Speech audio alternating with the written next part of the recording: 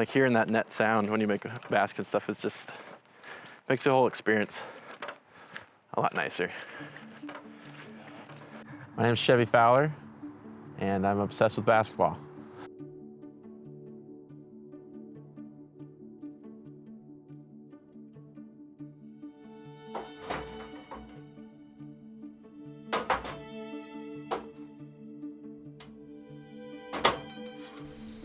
There's a lot of different rims for sure. You got the double rim, there's the thick single rims, and then the thinner single rims that are more like the portable hoops kind of thing that you can adjust in the back.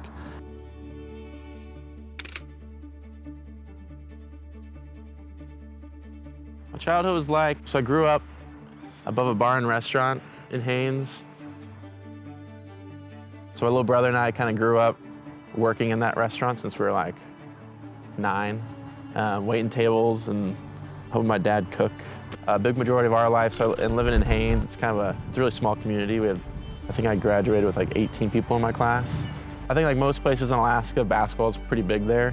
That kind of whole community shows up to the high school basketball games. Grew up loving basketball. I wasn't that good playing in high school, but I loved playing and I loved the sense of community that kind of basketball brought it. Let's see.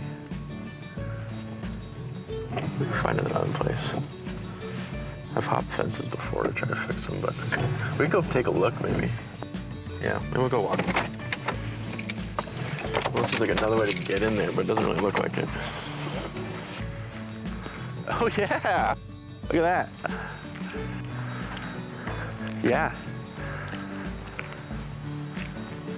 The hoops I played on Haines were always well maintained, and I felt like that was a big privilege and be able to play on hoops that had good equipment. Moving up to Anchorage, I just kind of drove around a bit, and I just noticed some hoops here and there that needed some love and needed some care, and I still saw people playing on those hoops, and I thought it'd be really cool to help fix those hoops up so they have some good equipment to play on. These are interesting courts. There's a lot of these in Anchorage where it's like a half hockey rink, half basketball court. It's like more of a hockey rink than a basketball court. Cool.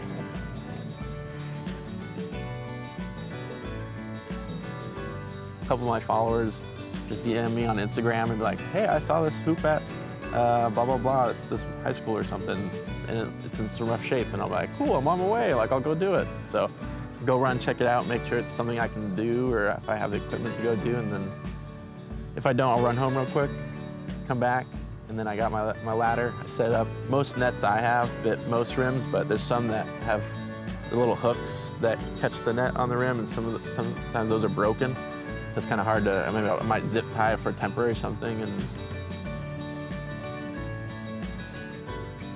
I think some of the best feedback I've gotten was I did a hoop late last summer. I went and fixed it, and then I was putting my ladder and stuff back in my car, and this group of kids had basketballs and were like going to this hoop I just fixed, and one kid pointed out and he's like, "And a new net!" And then all the kids like cheered, and I saw this like crowd of kids like go play on this new hoop, and I was like, it was very special to me. Yeah, it was really cool. So at that point I was like, okay, this is a pretty cool project I'm doing. When I put up new nets or something, I have a little QR code I put on the net. I'm still figuring that out because you kind of got to reach up and scan it. But that kind of leads people to see, oh, this net was like provided by this account, and I can follow it. If I see another net or another hoop that needs help, then they can shout me out and I'll go fix it. If the court's pretty dirty, I'll sweep it too and just kind of give it a good, nice touch at the end and shoot a couple hoops on it. Oh yeah.